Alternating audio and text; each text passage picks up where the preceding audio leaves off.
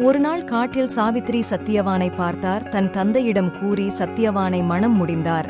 அவரின் மனைவியான சாவித்ரி அவரது வாழ்க்கையின் மிகப்பெரிய துணையாக இருந்தார். சத்தியவானின் ஆயுள் குறைவாக இருந்ததால் அவர் இறக்கப் போகிறார் என சாவித்ரி அறிந்து கொண்டார்.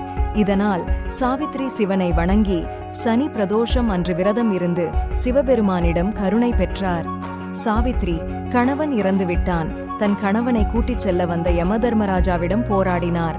சாவித்ரி இவரின் அன்பை பார்த்த யமதர்மராஜன் ஏதாவது ஒரு வரம் கேள் என்றார்.